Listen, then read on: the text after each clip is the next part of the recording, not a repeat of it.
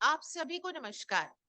Interview की preparation में किन बातों का ध्यान रखना है, उसमें एक इम्पोर्टेंट पॉइंट ये भी है कि डर पे जीत कैसे हासिल की जाए। How to overcome with fear.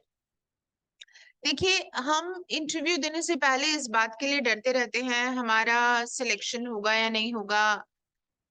तीन में से एक सीट जो है वो मिलनी है किसी को, तो three candidates are there in general. ऐसा सिस्टम जो है वो रहता है सिलेक्शन में। आप जब प्री और मेंस क्लियर करके पहुंचे हैं तो इंटरव्यू के स्टेप पर आपके सामने एक सीट के लिए तीन कैंडिडेट्स इन जनरल होते हैं। And there are some different criterias in different jobs also, so we are talking in general. सो ये जो एक फियर रहता है हमारे मन में कि हम सिलेक्ट होंगे या नहीं होंगे, इस फियर से हम किस तरह से बाहर आए। देखिए, अभी राइट नाउ आप जिस जगह पर हैं, इंटरव्यू देने जा रहे हैं किसी जॉब के लिए, आप जेएलओ बनना चाहते हैं, आरजेएस बनना चाहते हैं। ये सीट अभी तो आपके पास है नहीं, आप तो इसे पाने की कोशिश कर रहे हैं। आप जब सिलेक्ट हो जाएंगे उसके बाद आपको ये जॉब मिलेगी, तो अभी तो आपके पास कुछ है ही नहीं। तो अगर कुछ ना मिला, कुछ हमें हासिल नहीं भी हो सका, हम इस सीट को अगर हासिल नहीं भी कर सके, तो हमारे पास से खो क्या रहा है, जा क्या रहा है? क्या वो सीट आपके पास आ चुकी थी जो जा रही है?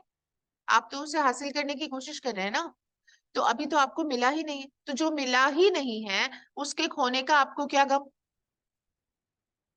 कोई चीज हमारे पास आती है और फिर चली जाती है, तो उसके बाद हमें दुख होता है कि हमने उस चीज को खो दिया, लेकिन अभी आपने पाया ही नहीं है। तो आपको ये डर निकाल देना चाहिए। अभी आपने फिर क्या पाया है?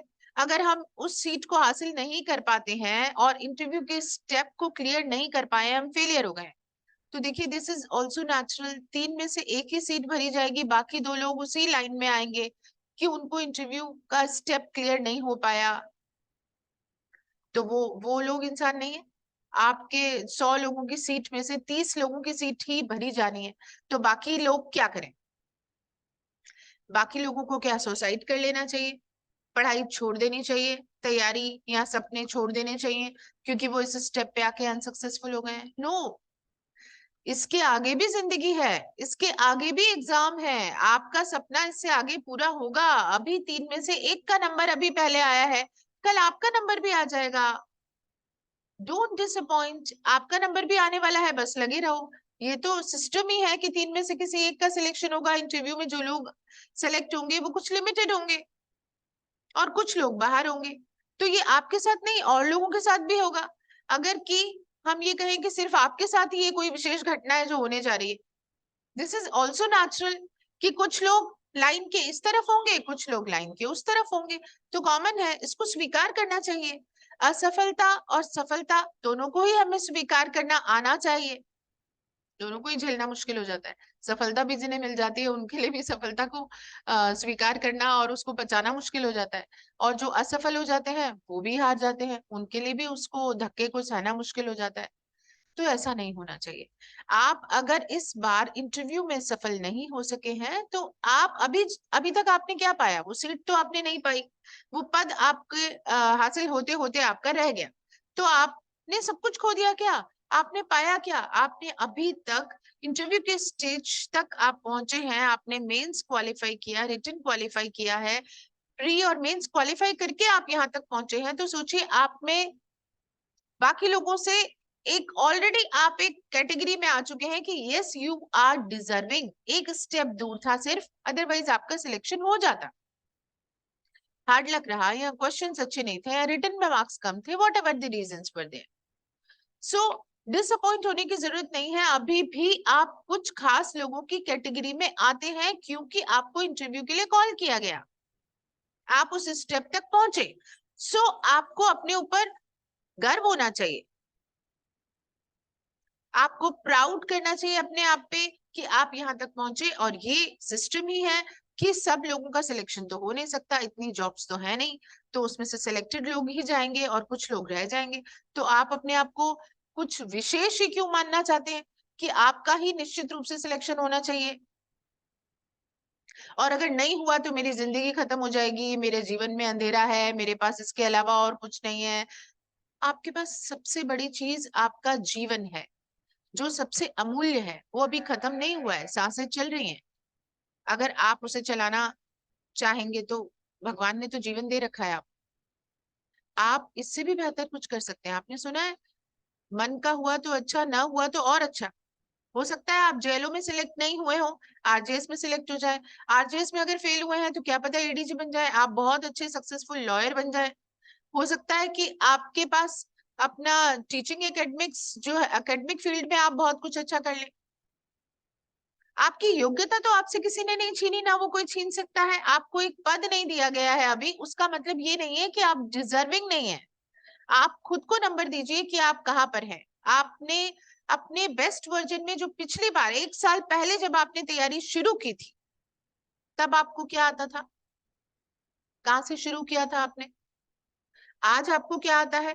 आप 20 सब्जेक्ट के मास्टर होके बैठे हैं, प्री क्लियर करके बैठे हैं, मेंस क्लियर करके बैठे हैं, बहुत सारी आपने तैयारी की है। तो आप कितना बेहतर इंसान हो गए हैं, पहले से कितने बेहतर हो गए हैं, आप में कितनी नॉलेज इकट्ठी हो गई है। तो ये सब क्या बेकार है, क्या ये काम नहीं आएगी? नहीं, ये आपको जरूर काम आएगी।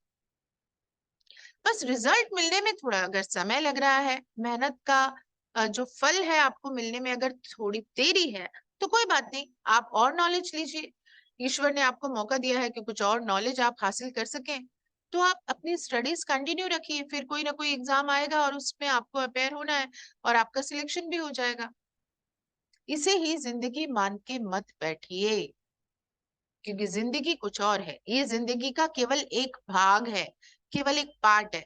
आपकी ब्यूटीफुल फैमिली, आपकी लविंग और केयरिंग फैमिली, जो आपका वेट कर रही है, जिसे आपके दुखी होने से फर्क पड़ता है, जिसे आपकी हार का डर है, ये आपकी सबसे बड़ी दौलत है। तो आप अपने आप को ये मत समझिए कि केवल एक पोस्ट हासिल नहीं हुई तो मैंने जीवन का खेल ही खत्म हो गया, मैं सब कुछ हार गया। अभी तक जो लोग जेएलओ, आरजेएस, एडीजे, एपीपी और आईएएस एक्सेट्रा एक्सेट्रा सब बन गए हैं, तो क्या खास हो गया है?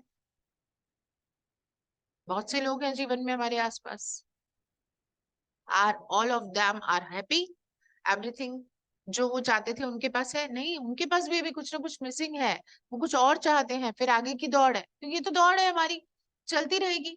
इसमें आप खुश रहना मत भूलिए, डिप्रेशन को अपने आप से दूर रखिए। ये पार्ट ऑफ लाइफ है, फेजेस हैं, आते रहेंगे जाते रहेंगे। आपको अपना संघर्ष जारी रखना है। अगर आपका कोई सपना है जिसे आप हासिल करना चाहते हैं, तो उसमें आप कंटिन्यूअसली एफर्ट्स करेंगे तो आपको सफलता मिलेगी। लेकिन आप ये मत सोचिए कि फर्स्ट अटेम्प्ट में अभी मुझे सेकंड अटेम्प्ट हो गया, नहीं मिली है सफलता तो मिलेगी ही नहीं।